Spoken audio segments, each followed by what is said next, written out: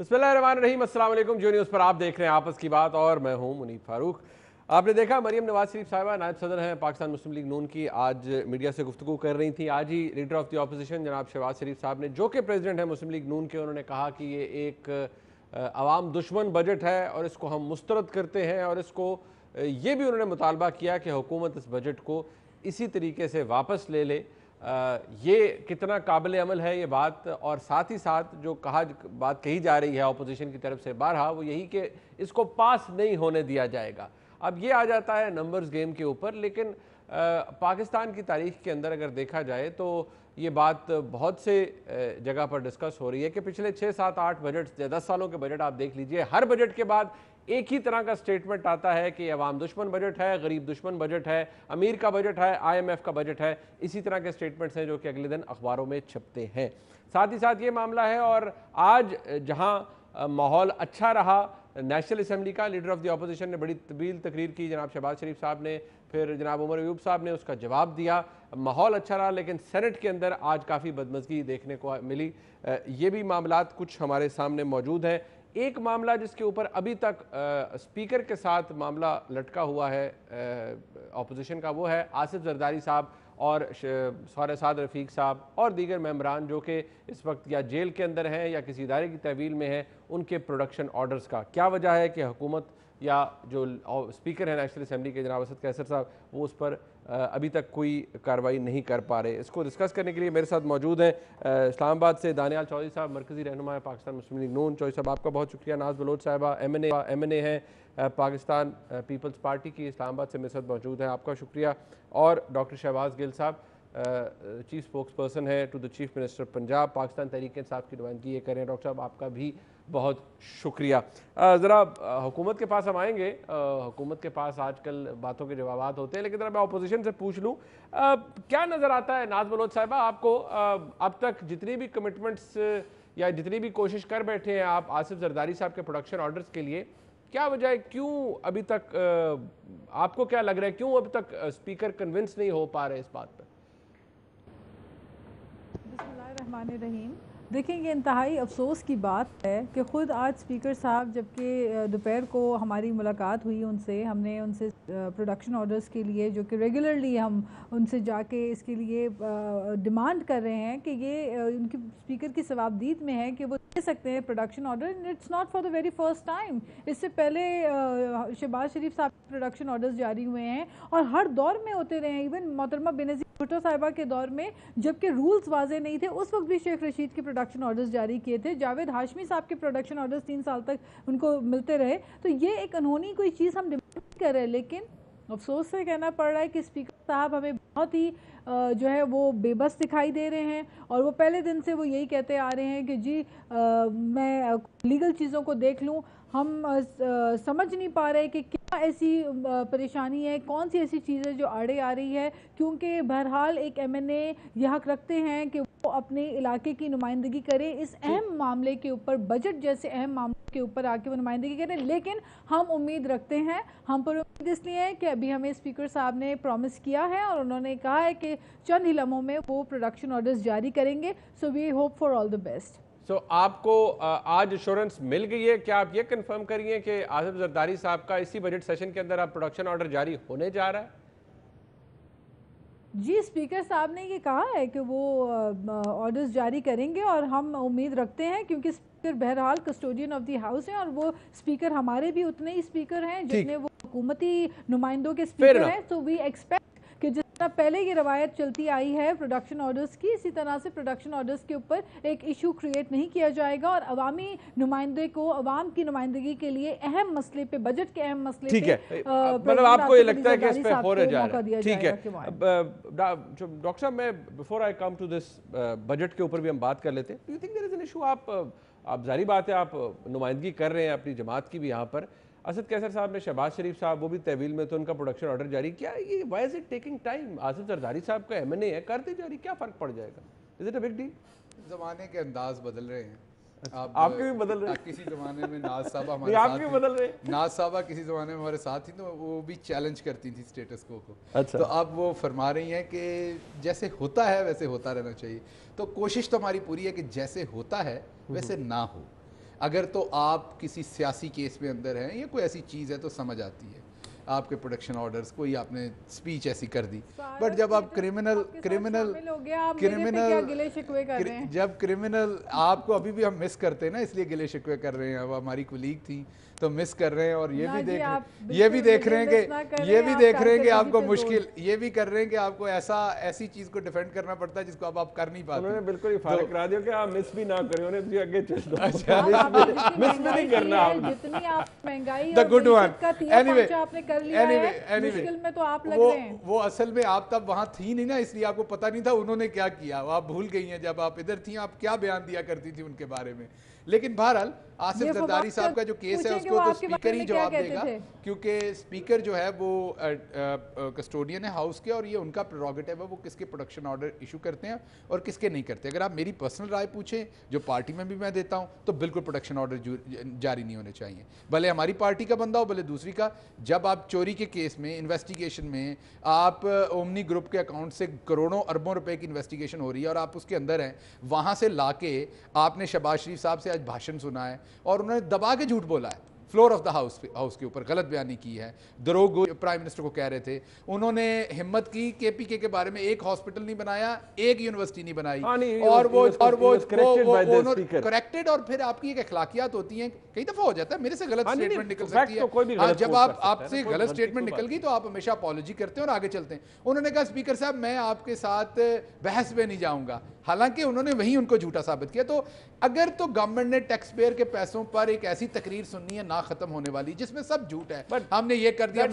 अब जैसे साउथ पंजाब है, आज कानूनी पोजीशन तो ये ना कि स्पीकर का इस्तेहकाक है और कानून में ये नहीं लिखा हुआ कि कोई जुडिशियल रिमांड पर है या किसी ये नहीं लिखा हुआ कि उसने जरूर करना है, केस पे तो ये भी नहीं लिखा हुआ कि उसने जरूर करना है। हाँ, स्पीकर इफ नेसेसरी, अगर जरूरत पड़े तो वो करे। और दूसरी बात ये देखें, नाज बात तो सुन लिया करो, नाज बात सुन लिया करो। दूसरे आपको तो बात करने दी ना, आपको तो फिर बात तो सुन लो ना। मैं बात कर लूं फिर, ओहो बात तो कर लो ना, जुमला कह रही हूं, ओहो बात तो कर लो। अच्छा एक मिनट, डॉक्टर साहब आप लग रहे हैं खातून है, उनकी बात सुनिए। कर लें। मैं सिर्फ रूल्स की बात कर रही हूँ। रूल 108 है, ये हमारे आइन की किताब पढ़ लें, कॉन्स्टिट्यूशन पढ़ लें, रूल वो नेशनल असेंबली रूल्स के अंदर आप ये बातें नहीं करेंगे। ठीक है, नेशनल असेंबली रूल्स के अंदर। अच्छा जी, अब मैं बता दूं रूल्स में तो बहुत कुछ लिखा था। रूल्स में ये भी नहीं लिखा था कि इतनी बेलेटेंटली आप जो है वो डाका मारी करें, इतनी बेलेटेंटली आप पैसे यहाँ से उठा के वहां ले जाएं और लोग पीछे से भूखे मर जाएं, वो भी रूल्स में नहीं लिखा हुआ। तो एनीवेज अगेन ये स्पीकर क्यों इस्तेमाल करते हैं, डाका चोरी, तो और क्या हुआ है यहाँ पे यार। और मैं let's be on a lighter note, मैं इसको एक ऐसे असेंबली के अंदर भी कोई रिफ्लेक्ट हो रहा होता है, ऐसे काम होना चाहिए ना। ये आप जनाब में तो ये मुल्क लुटा है मुनीफ। जो मेरी बात सुनिए, देखिए आप लोगों को लोग देख रहे होते हैं, आप लोग अगर ये ज़बान इस्तेमाल करेंगे लोगों को क्या इसमें डाका चोरी में कौन सी गाली है? एक दूसरे को डाका चोरे को चोर डाकू कहते हैं। बिल्कुल, जिसने की उसको चोर कहना चाहिए। आप एक थीफ को थीफ नहीं कहेंगे तो और क्या कहेंगे? ये हमारे एक मैं सिर्फ आपको एग्जांपल देता हूं। साउथ पंजाब की बातें कर करके इनकी पीछे वाली दाढ़ें घिस गई पिछले चंद दिनों से। साउथ पंजाब की आबादी है 32% और उसको ये बजट देते रहे 28% और एलोकेट करते रहे, और खर्च कितना करते रहे? 13%, 12%, 17%। अब आपको तो हो रहा प्रॉब्लम कि मैंने चोर कह रहा हूं। साउथ पूरे में जो, मेरी बात सुन लीजिएगा, मुझे तो वो आपको सिर्फ 32% आबादी है पंजाब की पूरे की वहां बैठी हुई, उनके लिए एक चिल्ड्रन हॉस्पिटल है और वो भी 200% ओवर ऑक्युपाइड है। वो जिसका बच्चे को नीचे ड्रिप लगी हुई है ना जमीन पे, वो इनको चोरी कहना चाहता है। उसके दिल को सुकून मिलता है जब मैं यहां बैठ के इनको चोर कहता हूं। अच्छा चलो ठीक। 7 सालों में 265 अरब रुपए इन्होंने लूटे। आज उधर नेल्सन मंडेला साहब खिताब फरमा रहे थे और बता रहे थे कि इनकी तरजीहात ठीक नहीं है। आपको पता है पिछले 10 सालों में इन्होंने क्या किया है? 10 सालों में इन्होंने, आखिरी बात कर दूं, 4 खरब 40 अरब रुपए पंजाब में इन्होंने लोगों को ये वाले हाथ से दिखाया है और फिर रख के थप्पड़ मारा ये वाला आवाम के मुंह पे। वो क्या था? 2 खरब और 20 अरब खर्च किया है। अच्छा, 50% वहां से खा के सीमट, सरिया, बजरी, किकबैक्स उन वाले प्रोजेक्ट में मिला जहां से आना है। अब ये कहते हैं इकोनॉमी ग्रो नहीं करती। हाँ, तो मैं नंबर्स पे खड़ा हूं। मैं आपको अपने बजट में आप कह रहे हैं ये 4 खरब 40 अरब एलोकेट हुए हैं। 4 खरब 40 अरब एलोकेट हुए। अभी मैं आपको हेल्थ के बताऊंगा। मैं अच्छा, लेट हिम रिस्पोंड। ये चोरी छोटा लफ्ज है। ये जो मेरी गुजारिश तो हर एक से यही होगी, तमाम मौजूद मेहमानों से भी और जो ऐवान के अंदर लोग मौजूद होते हैं उनसे भी, कि लोग जब आपको देख रहे होते हैं, आप लोग ये ज़बान इस्तेमाल करते हैं तो शायद फिर लोगों के अंदर भी यही जज्बात आ जाते हैं। दानियाल चौधरी साहब, how would you respond to it? Because आज लीडर ऑफ द ऑपोजिशन ने कहा ये बजट वापस लें, एज इट इज़ वापस लें। तो ये डिमांड है तो ठीक, सियासी तौर पर तो मौजूद हो सकती है, लेकिन ये काबिल अमल है किसी हुकूमत के लिए या नहीं? देखिए, पहले तो मैं एक चीज़ को आंसर कर दूं। शहबाज गिल साहब जो कह रहे थे कि डेमोक्रेटिक नॉर्म्स को हमने फॉलो नहीं करना, बहुत अच्छी बात करते हैं, ना फॉलो करें। ये क्यों फॉलो करेंगे? ये इलेक्टेड थोड़ी हैं, तो सिलेक्टेड लोग हैं। आज ये खुद भी सिलेक्टेड है और इनका वज़ीर आज़म भी सिलेक्टेड है। आज हम दोनों यहाँ बैठे हुए हैं, ये हम हज़ारों के हिसाब से लोगों को रिप्रेजेंट करते हैं, हज़ारों लाखों वोट लेके हैं। शहबाज साहब, आप भूल जाते हैं जब अलीम खान आपके नुमाइंदे, जब उनके प्रोडक्शन ऑर्डर्स निकलते हैं रात के 11:30 बजे, उनको मीडिया दिखाता है कि वो वापस आ रहे होते हैं, जो सेशन 5 बजे खत्म हो चुके होते हैं। उनके लोग जब आके आपके सामने आ रहे होते हैं तो तब ठीक होता है, तब दुरुस्त होता है, और किसी के प्रोडक्शन ऑर्डर्स निकालना गलत बात होती है। यहां ये बात कर रहे थे चोरों की। देखिए, इनको क्या पता बजट की, इनको क्या बजट देना किस तरह है, चलाना किस तरह है, मईशत की क्या बात। ये लोगों को रिप्रेजेंट करते हैं, या लोगों की वोटों से थोड़ी आए हैं, ये सिलेक्टेड लोग हैं। आज ये बात कर रहे हैं बजट की। आज मुझे खाली ये बता दें, ये बात कर चोरों की, ये मुझे बता दें कि इन्होंने बजट में क्या रिलीफ दिया। इन्होंने पिछले 10 इन्होंने एक नैब की बात की, करप्शन की। मुझे केपीके में शहबाज गिल साहब खाली 2 नाम बता दें। केपीके 5 साल इनके नैब के नुमाइंदे जो लगे हुए थे, जो नैब को रिप्रेजेंट कर रहे थे, उनका क्या नाम था? उनकी अकाउंटेबिलिटी कौन करता रहा? आज परवेज खटक की अकाउंटेबिलिटी कौन कर रहा है? पिछले जो बीआरटी का केस था 28 अरब से लेकर 100 अरब तक चला गया, शहबाज गिल साहब उसकी रिप्रेजेंटेशन कौन कर रहा है? उसका सवाल उसके लिए कौन आ रहा है? आपके इसी तरह मालम जबा स्कैंडल, देखिए, ये प्रोसिक्यूशन नहीं करते, ये परसिक्यूशन करते हैं, और परसिक्यूशन में बिलीव करते हैं। रात के 11 बजे इनका वजीर आजम लोगों को बजट के ऊपर एतमाद के ऊपर लेने के लिए नहीं आया। रात के 11 बजे 12 बजे आया और नींद में उठ के धमकियां देने। आप आज ये जो मुल्क के ये हालात है, आज जो फॉरेन इन्वेस्टमेंट के हालात हैं, जो लोकल इकोनॉमी के हालात हैं, वो सिवाय बैड मैनेजमेंट, इल मैनेजमेंट, मिस मैनेजमेंट और इनकॉम्पिटेंस के अलावा कोई नहीं है। आप हर चीज का इल्जाम किसी और के ऊपर लगा दें। शहबाज आप इस चीज का इल्जाम बता सकते हैं, इस चीज का जवाब दे सकते हैं कि आज जो पुरानी हुकूमतें जो टैक्स कलेक्शन करती रही, उसमें से 425 अरब रुपए आपका डेफिसिट है। आप खाली आपका काम था जाग करना। आप लोग इतने नालायक और नाअहल लोग हैं कि आप वो नहीं कर सके। आप डीवैल्यूएशन की बात करते थे, आपने 30% डीवैल्यू किया रुपी। आपकी इंपोर्ट्स कितनी बड़ी, आप बताएंगे लोग को एक्सपोर्ट्स कितनी बड़ी? क्योंकि आपका कोई पॉलिसी नहीं थी मुनीब। इनके पास कोई पॉलिसी होती तो नजर आती, रिफ्लेक्ट करती, ना इनके पास कल पॉलिसी थी ना आज। और इन तमाम रीजंस की वजह से इनको अपने आप को बैक कराना पड़ा एक इंस्टीट्यूशन से। आज इनको चलाएगा इंस्टीट्यूशन, क्योंकि इनकी इनकॉम्पिटेंस, बैड मैनेजमेंट, ये लोग ना चलाने के काबिल थे ना आगे हैं। और अगर आप जब औरों की बात करते हैं, ये औरों पे उंगलियां उठाते हैं, ये खाली बता दें कि आज अवाम के लिए क्या इन्होंने रिलीफ दिया है। वो चीनी में दिया है, वो गंदम में दिया है, वो बिजली में दिया है, वो किसी और चीज में दिया है। इनकी अपनी नलायकियां ये हैं कि शहबाज गिल साहब या इनकी पार्टी के लोग अगर बाहर निकलें, यहां से निकलते हैं इस्लाम, अगर आप लाहौर बैठे और चुबुर्जी तक जाते हैं, एक एक बंदे से पूछे कि ये अवाम बजट गरीब के लिए बजट था? नहीं, ये ना गरीबों के लिए था बजट, ना अमीरों के लिए। ये IMF के लिए बजट था। और ये गरीब और मिडिल क्लास खत्म करने के लिए बजट था, जिसके रिप्रेजेंटेटिव हैं, IMF को रिप्रेजेंट करते हैं और IMF की हुकूमत। ठीक है, चले, मैं I have to take a break. I am sure doctor Shahbaz Gill साहब ने बड़ी तामुल से बातें सुनी, बड़ी अच्छी बात है, सुननी भी चाहिए एक दूसरे की बात। जब ब्रेक से वापस आएंगे मैं डॉक्टर साहब से जवाब भी लूंगा। मेन बात जो कि हर को फोकस कर रहे हैं कि आप नाअहल हुकूमत है, नालायक लोग हैं, ये इस तरह बहुत इस्तेमाल की जा रही है अपोजिशन की तरफ से इस हुकूमत के लिए, उस पर बात करते ब्रेक के बाद हमारे साथ रहिए।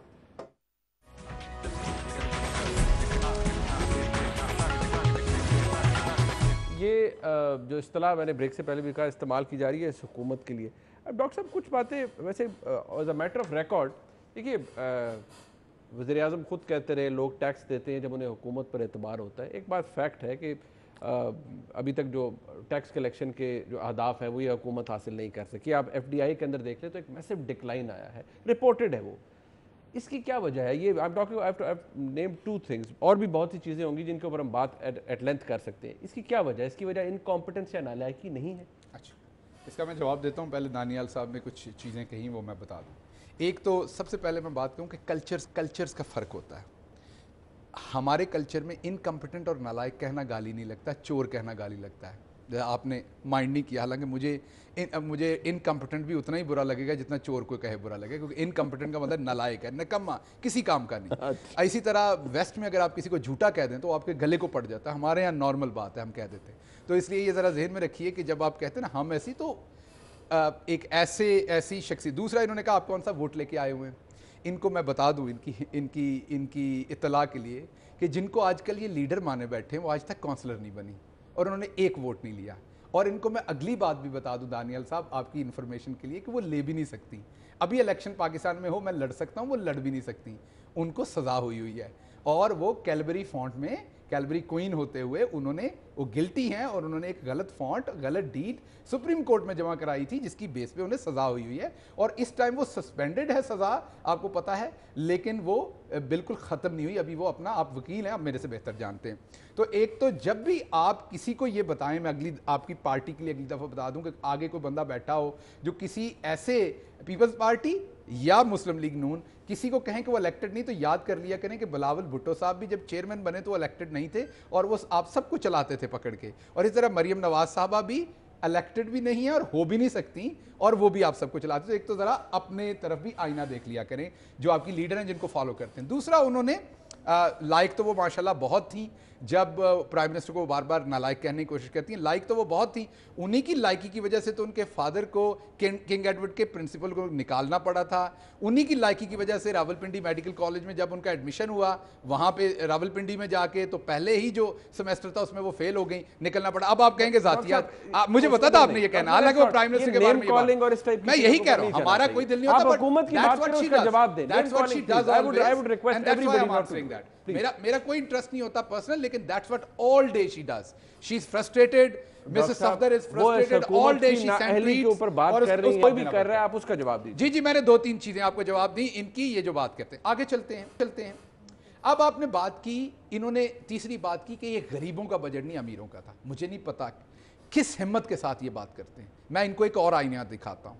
मैंने इन्हें पहला आईना दिखाया इनका पंजाब में 10 साल का, एक और आईना दिखाता हूँ और फिर अपना बताता हूँ हम क्या कर रहे हैं। इनके लिए आईना ये कि पंजाब में आपको पता है गरीबों के लिए जो सोशल प्रोटेक्शन का डिपार्टमेंट होता है, जिसने पूरेस्ट ऑफ पुअर को नीचे से उठाना होता है पॉवर्टी से, आपको पता है इन्होंने कितना पैसा एलोकेट किया 10 साल में? गेस कीजिए। मैं आपका इम्तिहान नहीं ले रहा, गेस कीजिए, आपका लेना देना नहीं, गेस कीजिए कितने अरब किया होगा? 5-10 बिलियन। 6 बिलियन। आपको पता खर्च कितना किया? शर्मनाक नंबर है, 2.5 बिलियन। ये पूरे पंजाब की बात बता रहा हूं, सोशल प्रोटेक्शन पे 10 साल में 2.5 बिलियन। अच्छा। ये गरीबों की बात कर रहे हैं, अभी इसी मुंह से कर रहे थे, अभी इनका हल खुश्क नहीं हुआ होगा ये बात करके। हमने क्या किया?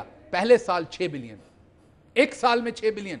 और यही आपको बता रहा हूं, जो इन्होंने 10 साल में किया वो हम एक साल में आपको करके इस बजट में दूसरी तरफ बजट कम क्यों हुआ है? दूसरी तरफ आते हैं आपको, हमने एसिड विक्टिम के लिए पहली दफा प्रोग्राम लेके आए, नई जिंदगी। मारिया का पिछले दिनों केस था जैसे जला दिया गया। हम औरतों की एंटरप्रेन्योरशिप के लिए पहली दफा वुमेन लीडरशिप के लिए 8 अरब का ये सारी बातें तो शायद शहबाज शरीफ साहब आपके बारे में करें, आप उनके बारे में करें। ऐसा नहीं करना पड़ेगा, ऐसा नहीं करना पड़ेगा।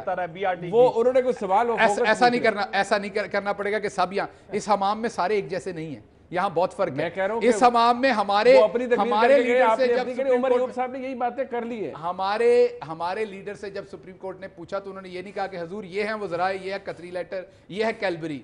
ये नहीं 2 साल करते रहे हम, हमारे लीडर ने तमाम अपने असासे डिक्लेयर किए, हमने इनकी तरह वाले काम नहीं किए। अब आ जाते बजट सवाल, ये खसारे की बात कर रहे हैं।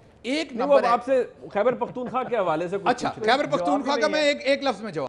देखिए, अगर बीआरटी में कोई बाकायदगी हुई है तो नैब ने अगर वजीर जंगलात सप्तान साहब को पकड़ लिया है, अगर अलीम खान साहब को पकड़ लिया तो उनको भी पकड़ लेंगे और उनका भी एहतसाब होना चाहिए। जिस दिन हम उनको पकड़ेंगे या ना पकड़ेंगे, या सप्तान साहब को पकड़ा या अलीम साहब को,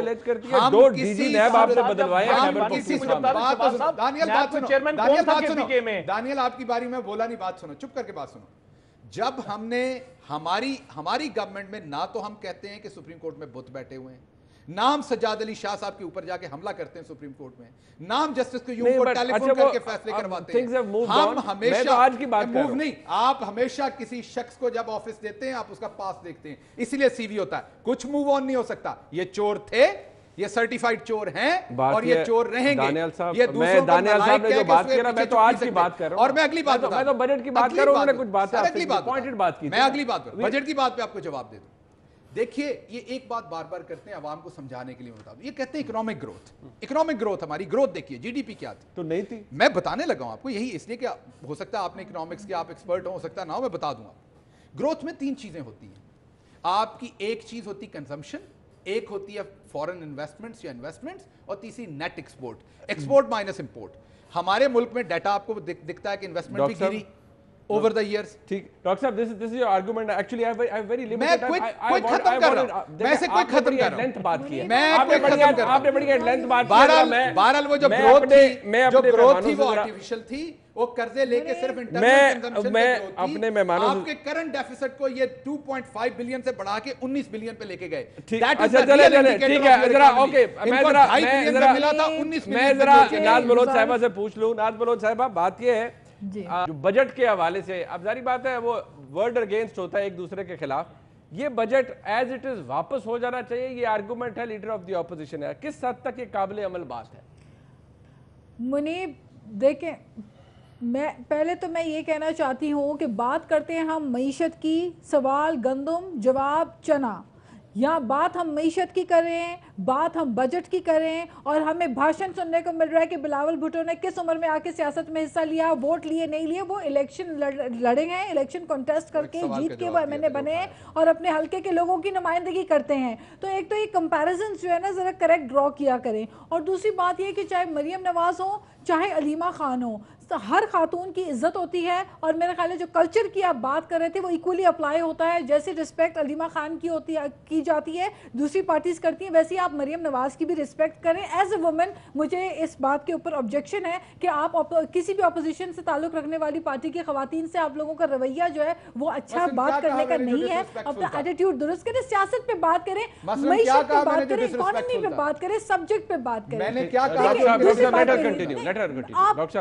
जो वर्डिंग्स आप यूज कर रहे हैं, कैलिब्री क्वीन और ये, वो अच्छा नहीं लगता। Honestly it's not of a good taste. आप पॉलिटिक्स पे बात करें, आप मईशत पे बात करें। अच्छा, माशी हवाले से मेरा सवाल ये है, मैं इवन देखिए, मेरी बात सुन ले, मैं आपकी बारे में नहीं बोली। देखें, मैं सिर्फ ये गुजारिश कर रही हूँ कि आप एमनेस्टी लेकर और आपने अपना फिक्रा भी कहा था और आपने मेरे से बारी भी ली थी। आपको इतनी जल्दी भूल जाता है। अच्छा, उन्हें बात कर रहे थे।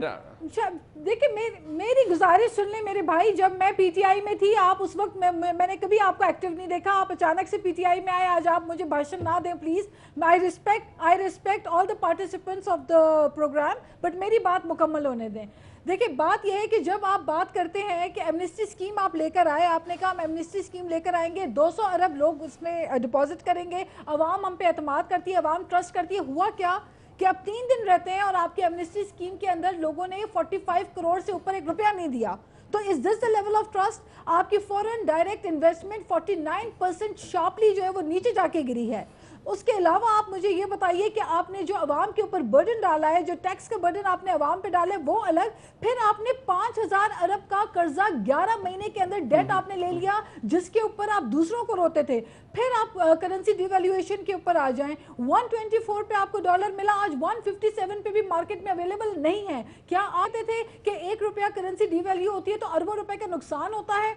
क्या आप नहीं कहते थे कि हम आईएमएफ के पास नहीं जाएंगे? आज आप उसी आईएमएफ के टर्म्स एंड कंडीशंस के ऊपर अवाम के ऊपर डायरेक्ट बोझ डाल रहे हैं। फिर आप गैस की कीमतों में, तेल की कीमतों में आप मुझे बताइए, फॉरगेट अबाउट एवरीथिंग। मुनीब, मुझे एक मिनट दीजिएगा। आप बात करते हैं कि तरक्की की, तो तरक्की माशरा तब करता है जब आप नौजवानों की तालीम के ऊपर इन्वेस्ट करते हैं। आपने एजुकेशन का बजट काटा, आपने स्कॉलरशिप खत्म की, जिस स्कॉलरशिप की बुनियाद पे वो टैलेंटेड नौजवान जो है वो तालीम हासिल करता है जो कि अफोर्ड नहीं कर सकता, तो आप उससे भी आप कट डाल रहे हैं। हेल्थ में जहाँ पे मुफ्त वेलफेयर की सहूलतें मिलती थी, उस पर भी आपने हेल्थ पे लोगों को मुतासर कर दिया है। तो मुझे बताएं कि यूगांडा के लेवल पे ले रहे हैं लोगों से, और आप वेलफेयर अगर देखा जाए तो सहूलतें आप यूगांडा और रवांडा के मुताबिक आप लोगों को दे रहे हैं, तो ना करें यूं जब आप आवाम से टैक्स ले रहे हैं, आप आवाम से टैक्स ले रहे हैं, और खुदारा ये टॉलरेंट जरा टॉलरेंट रवैया इख्तियार करें, रिस्पेक्ट ईच अदर। एग्जैक्टली, ठीक है, I completely understand that point कि पर्सनल बात नहीं होनी चाहिए, but I would want Daniyal Chaudhry साहब to respond to it. Doctor साहब, आपने एवरी एट लेंथ बोला है, आपको बड़ा एडवांटेज है, आप यहां बैठे हुए that's sitting there. Daniyal Chaudhry साहब, दानियाल साहब, you have the right to respond also, because उन्होंने बात आपकी लीडरशिप के हवाले से की थी। बिल्कुल, मैं एक चीज इनकी शहबाज साहब की बात को पहले आंसर शुरू करूं कि इन्होंने बोला कि मरियम साहिबा ना इलेक्शन लड़ सकती हैं और वो डिस्क्वालीफाइड हैं इनके, क्योंकि तर्जुमान हैं पंजाब हुकूमत के और इनको लॉज का पता होना चाहिए। जब आपको बेल मिलती है और ऑन द ग्राउंड जब मेरिट टच हो जाए और ऑर्डर सस्पेंड हो जाए तो you considered as any normal citizen in the country. वो मरियम साहिबा इलेक्शन भी लड़ सकती हैं, कंटेस्ट भी कर सकती हैं, और इसीलिए आज पार्टी का ओहदा भी उनके पास है। जब पार्टी का ओहदा है तो इसका मतलब वो इलेक्शन भी लड़ सकती हैं। ये इन्होंने इसको इवन दो देव चैलेंज्ड इन इलेक्शन कमीशन, ये ऐसी हरकतें करते रहेंगे, लेकिन द लॉ स्टेट्स कि the person is not accused. दूसरी बात ये बात करते हैं मैशत की। देखिए मुझे बता दें, खाली एक चीज़ बता दें, आपने इतनी बातें की, आपने इतने अच्छे पाकिस्तान के बजट की बात की, मुझे बता दें कि फिर भी इन तमाम चीज़ों के बावजूद आपने डिफेंस बजट तो कम कर दिया, आपने एजुकेशन का बजट तो कम कर दिया, लेकिन 17% आपने प्रेसिडेंट हाउस का बजट बढ़ा दिया, आपने और चीज़ों की तो कम कर दी। आपने गरीब के सब्सिडी 2200 ऐसे आइटम्स हैं जिसको आपने या नया टैक्स लगाया या सब्सिडी खत्म की, लेकिन आपने तमाम चीजों के बावजूद मुझे बता दें प्राइम मिनिस्टर हाउस में कितना कट किया। आपने 30% और पीएसडीपी आपने कम कर दिया, 17% तो आपने चीनी पे टैक्स लगा दिया, आपने क्या नाम है 27% तो आपने 20% आपने इलेक्ट्रिसिटी के ऊपर भी कर दिया। लेकिन मुझे आप ये बताना पसंद करेंगे कि आपने कितना बजट अपने कितना बजट जो है आपने अपना जो बजट डेफिसिट है वो कम किया। 3.1 ट्रिलियन है आज आपका बजट डेफिसिट, 3.1 ट्रिलियन। ये हमारी हुकूमतों से और पुरानी हर हुकूमत से ज्यादा है। ये सिर्फ आपकी नालायकी, इनकॉम्पिटेंस। आप कह रहे थे कि मुल्कों में चोर और ये कहना एक्सेप्टेबल है और पाकिस्तान में नहीं। आप लोग नलायक और चोर तो आपको दूर की बात है, वो तो आप सिलाई मशीन से मेरे भाई आप लोग अरबों रुपया बना लिए, हम आपको क्या बोले। हम सिर्फ क्या करें, आपको आईना दिखा रहे हैं, आपकी चोरियों की बात नहीं कर रहे, आपकी बीआरटीज की बात नहीं कर रहे, आपके वादों का आईना दिखा रहे हैं, आपकी इनकॉम्पिटेंस का आईना दिखा रहे हैं। और बार बार आपसे कह रहे हैं खुदारा, अगर आज हुकूमत आज शहबाज शरीफ साहब से लेकर हर बंदा बिल्कुल खत्म हो गया, कहते हैं इकोनॉमीज ऑफ चार्टर के ऊपर काम करे, हमारे साथ बैठे, हम आपको सिखाएं जो ऑन जॉब ट्रेनिंग कर रहे हैं। शहबाज साहब आप मुल्क को भी तबाह कर देंगे और इकोनॉमी को भी आपने तबाह कर दिया। डॉक्टर साहब से मैं रिक्वेस्ट करूंगा, और दूसरा नैब का नाम बता दें जो 4 साल अकाउंटेबिलिटी करते हैं। अच्छा चले दानियाल साहब, ये तो एंडलेस डिबेट हो जाएगी। डॉक्टर साहब मैं रिक्वेस्ट करूंगा, अब वक्त बिल्कुल खत्म हो गया मेरे पास, मुझे वक्त नहीं दिया, ये आपकी चॉइस थी, लेकिन मैं कुछ आपने काफी एट लेंथ वक्त दिया, मेरे पास मुझे आप बाद में देखिएगा, मुझे आप वक्त नहीं आज आपने दिया। 9 बिलियन हमने इस साल में इनकी चोरी की वजह से वापस करना है, हमने 3 साल में 24 बिलियन वापस करना है डॉलर, और 5 साल में 39 बिलियन करना है। इनकी चोरी की वजह से हमें हर साल 29 बिलियन जो रुपए हैं, 2900 बिलियन वो हमें सिर्फ इंटरेस्ट में देने पड़ते हैं। चले फाइन, ठीक है, आपने रिस्पॉन्ड कर दिया, आपने रिस्पॉन्ड कर दिया। रिस्पॉन्ड मैंने नहीं किया, आपने आप रिस्पॉन्ड कर दिया। डॉक्टर साहब मैं एहतजाज करता हूं। अच्छा चले, डॉक्टर साहब एहतजाज कर रहे हैं, लेकिन डॉक्टर साहब का एहतजाज हम किसी और दिन दूर करेंगे प्रोग्राम में। इन्होंने कोर्ट में मुकर गए हैं कि मरियम के पास ओहदा, इनके वकील ने कहा नोटिफिकेशन दे, यहां पे ये झूठ बोल रहे हैं। इनके वकील ने इलेक्शन कमीशन में कहा आपके पास नोटिफिकेशन है कि मरियम के पास को ओहदा है, वहां पे ये छुपते हैं और बाहर आगे ये भड़के मारते हैं। और दूसरी बात ये कि चोरी करके लूट के मुल्क को बाद में कहते हैं जी हजूर ये हैं वो जराए, कैलबरी से लेकर तमाम चीजें, और यहाँ पे हमें बताते हैं कि चले ठीक है, ओके डॉक्टर साहब I have to wind it up. बहुत शुक्रिया, मैं अपने तमाम मेहमानों का शुक्रिया अदा करूंगा। प्रोग्राम में एक ब्रेक शामिल करते हैं, वापस आएंगे। शेख रशीद साहब हमारे साथ होंगे।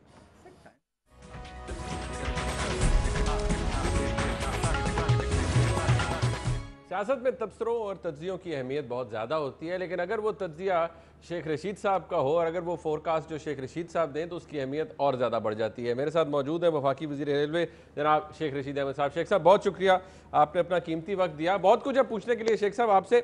सबसे पहले ज़रा अगर आगाज़ हम इसी से कर लें, ये प्रोडक्शन ऑर्डर का मामला चल रहा है, असेंबली का इजलास भी हो रहा है, मेन मसला आसिफ जरदारी साहब के प्रोडक्शन ऑर्डर का है। आप तो वज़ीर आज़म के बड़े करीब समझे जाते हैं और हैं भी, अब ज़रा अंदर की बात बताएं ना, वजीर आजम ने क्या वाकई मना किया है कि आसिफ जरदारी साहब के प्रोडक्शन ऑर्डर नहीं जारी करने, किसी सूरत में इनको नहीं लेके आना असेंबली के अंदर? मेरे सामने तो वजीर आजम ने स्पीकर से कोई स्पीकर की ना मुलाकात हुई है ना बात हुई है। अच्छा, आसिफ जरदारी का कोई मसला नहीं है, he is a relaxed man, he is enjoying more comfortably in NAB office than at his residence. और इससे ज़्यादा मैं नहीं कुछ कह सकता, घर से ज़्यादा वो महफूज हाथों में है। अच्छा, जहाँ तक हमारे साबिक दोस्त या शहबाज शरीफ का मसला है, देखें शहबाज शरीफ कोई चूचा नहीं है, वो 14 साल दोशीज़ा नहीं है, खांगड़ आदमी है, खांगड़।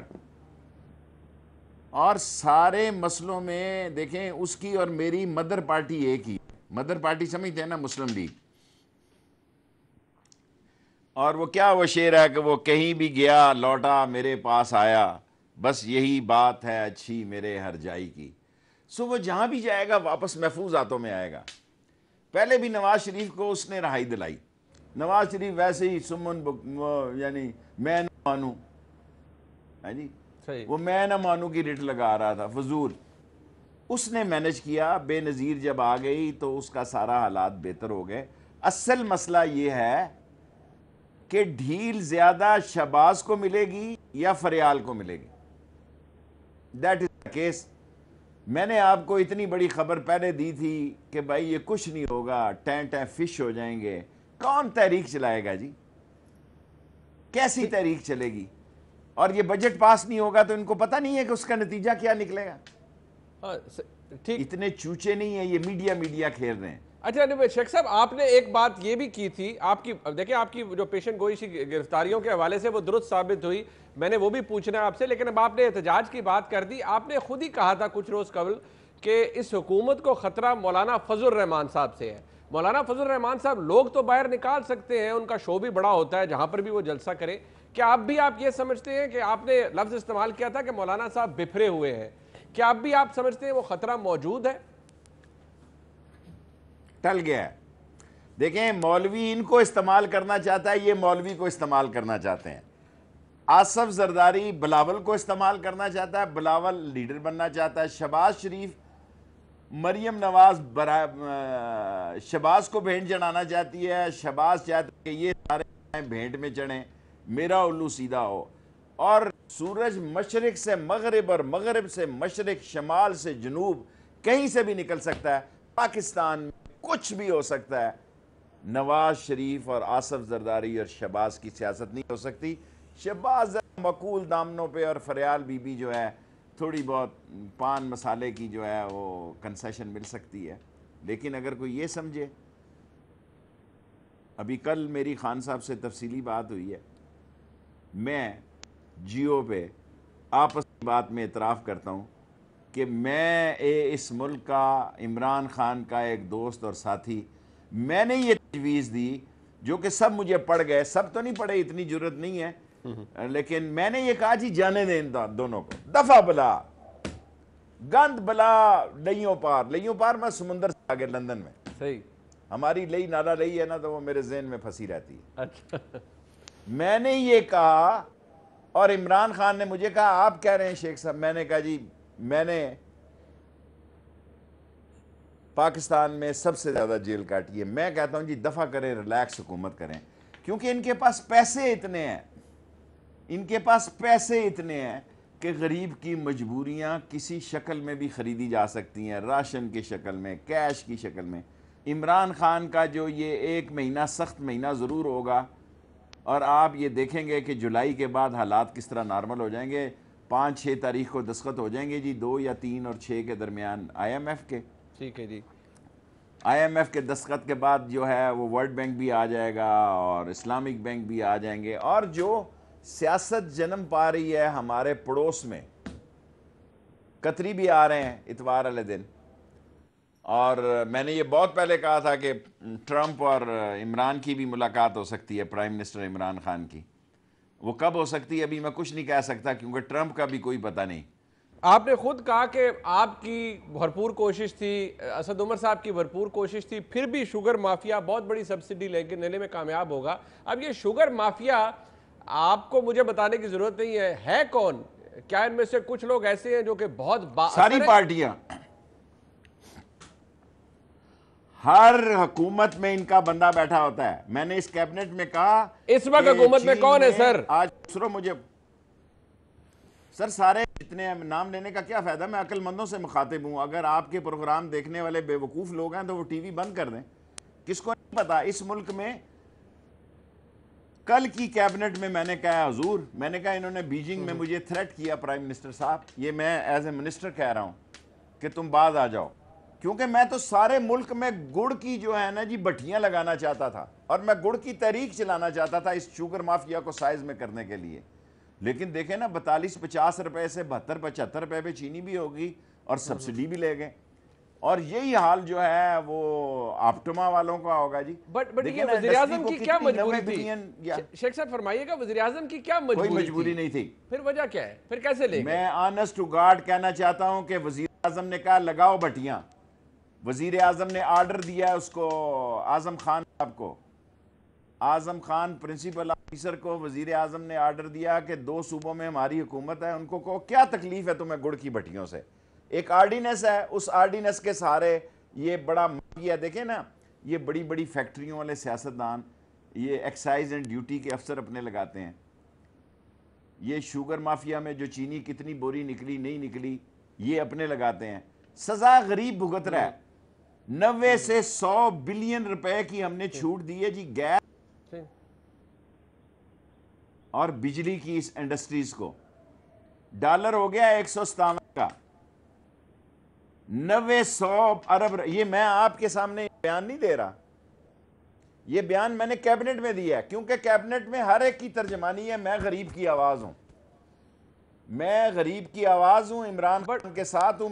इन्होंने 100 अरब रुपया दिया है इनको, इन्होंने कितनी एक्सपोर्ट बढ़ाई है, 157 रुपए का जो डॉलर हो गया है। बट शेख साहब मेरी अर्ज सुन ले, मेरी अर्ज सुन ले। आप कहते हैं आप गरीब की आवाज हैं, वज़ीर-ए-आज़म की आप कहते हैं मजबूरी नहीं है, वज़ीर-ए-आज़म मजबूर नहीं है, लेकिन फिर भी जब सब्सिडी दे दी जाती है, आप कहते हैं वज़ीर-ए-आज़म ने अपने प्रिंसिपल सेक्रेटरी को ऑर्डर दिया कि लगा लें भट्टियां, फिर कैसे कोई प्रिवेल कर जाता है इस हुकूमत में जिसके हिस्सा आप है और आप कहते हैं वज़ीर-ए-आज़म किसी तरह से ब्लैकमेल भी नहीं होते, फिर कैसे मिल गई माफिया को इतनी बड़ी सब्सिडी? इसके पीछे कुछ तो होगा ना सर। एक मलक नईम साहब, मलक नईम थे, सरगोदा में मिनिस्टर थे हमारे साथ, नवाज शरीफ साहब के साथ, तो बीमार हो गए, बड़ा अरसा बीमार रहे, इस दुनिया से चले गए। बड़ा इंटेलिजेंट और स्मार्ट हैंडसम मिनिस्टर था। सो मलक नईम ने मुझे कहा कि यार ये ज़्यादा आप्टमा और शुगर माफिया के खिलाफ ज़्यादा बक ना किया कर। तो समझदार लिटरेरी आदमी था, उसने बीमारी में भी बहुत मुतालिया था उसका। उसने मुझे कहा कि ये तेरी सियासत ख़त्म कर देंगे। मैंने कहा अल्लाह मेरी सियासत ना ख़त्म करे, दुनिया की कोई ताकत नहीं ख़त्म कर सकती। अयूब खान की सियासत मैंने अल्लाह के हुक्म से ख़त्म की, उसने मुझ पर कत्ल का मुकदमा बनाया।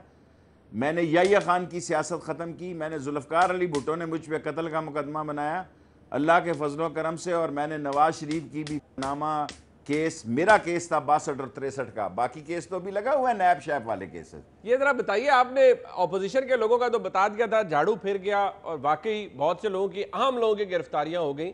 अब मुझे ये बताइए कि हुकूमत की सफ में भी ऐसे लोग बैठे हैं जो कि नैब को मतलूब हैं, जिनके केसेस हैं, इंक्वायरीज हैं, इन्वेस्टिगेशन है, कहीं की इंक्वायरीज वेरिफिकेशन के बाद भी रुकी हुई हैं। क्या वहां पे भी हाथ पड़ेगा या सिर्फ ऑपोजिशन की तरफ ही पड़ेगा, और अगर पड़ेगा तो कब होगा? देखिए 20-21 MNA है मेरा ख्याल है, और सिर्फ शायद खाकान के खिलाफ मैं गया हूँ LNG में। और LNG देखें लोकली इस दफ़ा इमरान खान ने किस कीमत पे ली है और इन्होंने किस कीमत पे ली है। उन्होंने कहा दुनिया की सबसे सस्ती ली है, मुझे नहीं पता। ये हलचल के महीने हैं तीनों, नवंबर से पहले पहले। क्या हुकूमती काबीना में कोई ऐसा वजीर है जो खतरे में है? शेख साहब आप तो बहुत करीब है ना, आपकी पेशन को इस हवाले से, क्या परवेज खटक साहब खतरे में है? कोई वजीर आला खतरे में है? अब ये इस जरा इस पर आ जाए ना, थोड़ा सा क्लियर होके बताइए। देखें मैं तो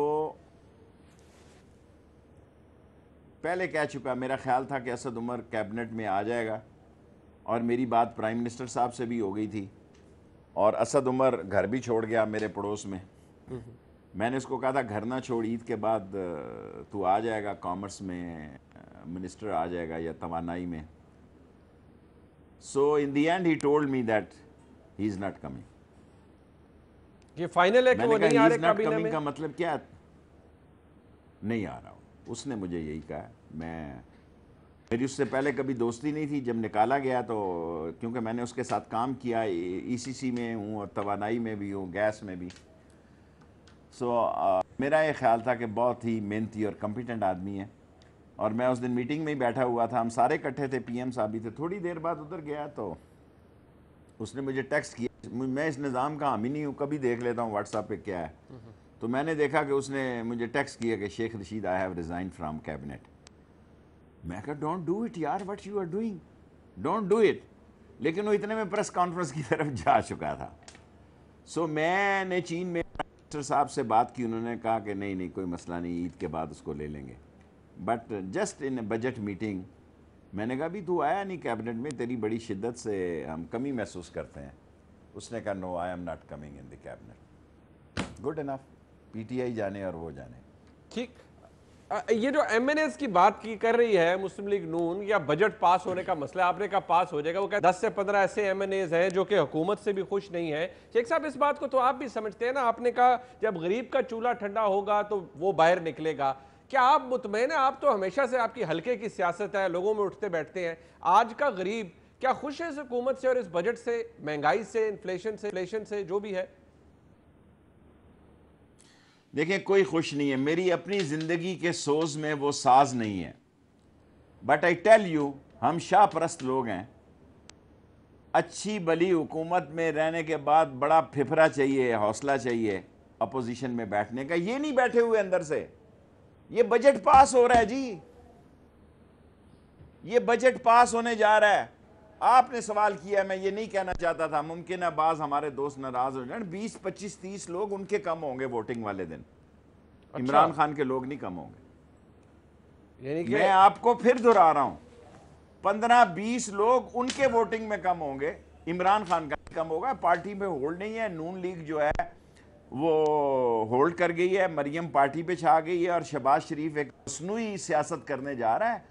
और मैंने आपको कहा कि वो लौटेगा तो हमारे पास ही आएगा। शेख साहब, हमारे मुल्क में आपको पता है अफवाहों का बाजार बड़ा गर्म रहता है, और जाहिर बात है सियासतदान की तो इतनी अहमियत हमारे मुल्क में पता नहीं है या नहीं कि वो हुकूमतों के धड़न तख्ते करें।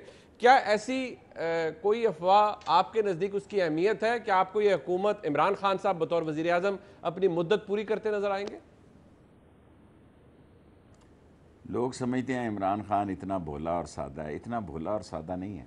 ये मैं तजिया 9 महीनों में किया। पहले मेरा ख्याल था कि सादा और बिल्कुल, he knows everything, try to understand my word.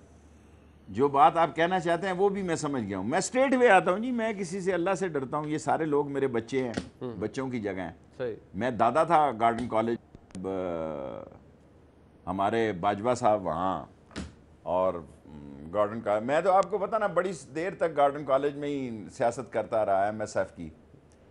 तो आई हैव सीन एवरीथिंग।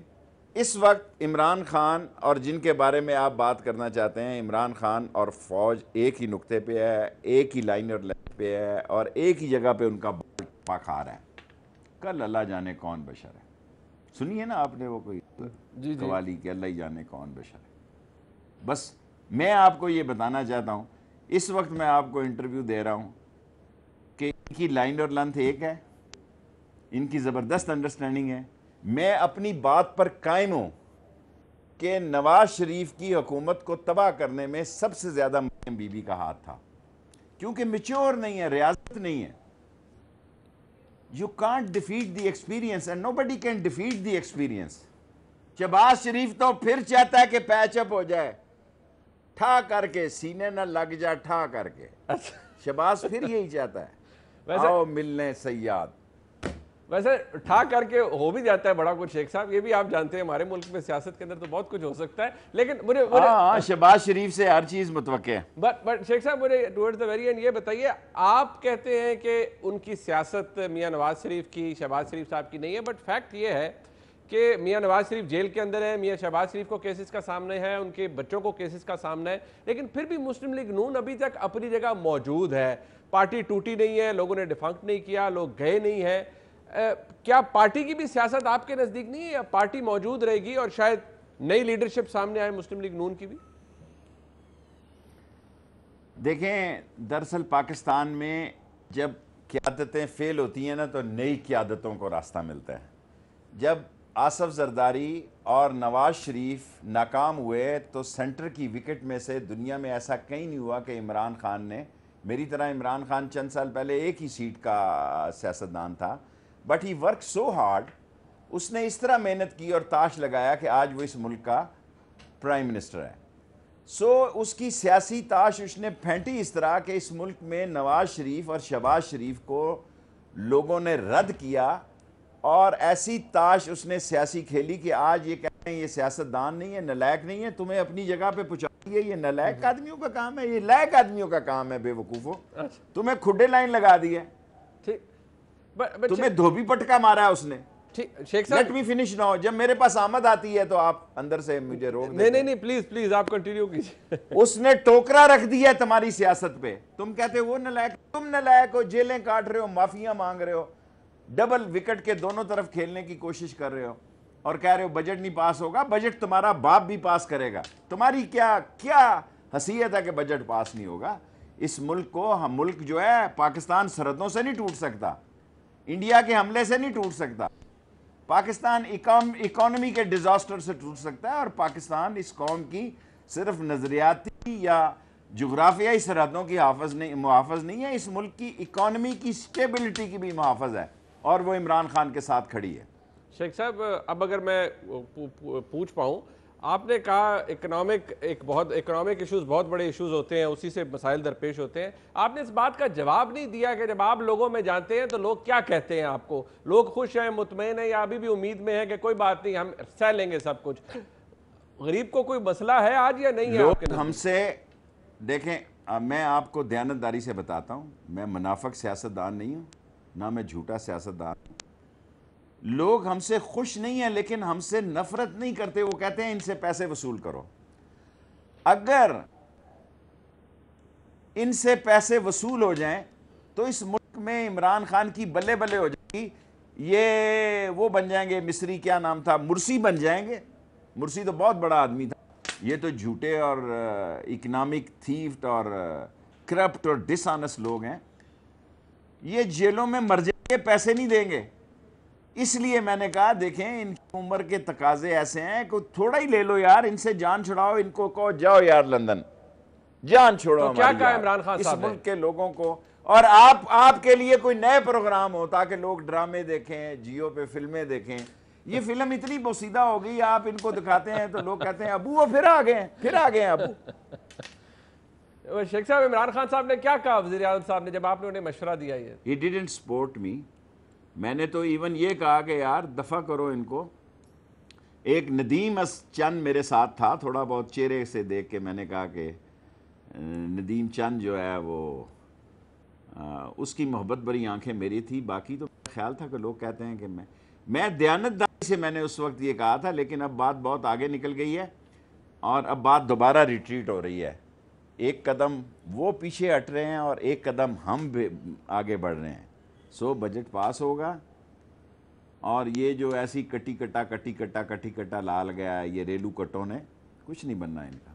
ठीक, बहुत शुक्रिया शेख रशीद अहमद साहब। बजट पास होने के बाद हालात बेहतर हो जाएंगे। बहुत शुक्रिया शेख साहब। वफाकी वज़ीर रेलवे हमारे साथ मौजूद थे। शेख साहब ने जो बात तज्जिया शेख साहब का, जो बातें वो माजी में भी कहते रहे, वो भी हमारे सामने है। आज का प्रोग्राम आपने देखा, फीडबैक जरूर दीजिएगा। दिखेंगे। बहुत शुक्रिया।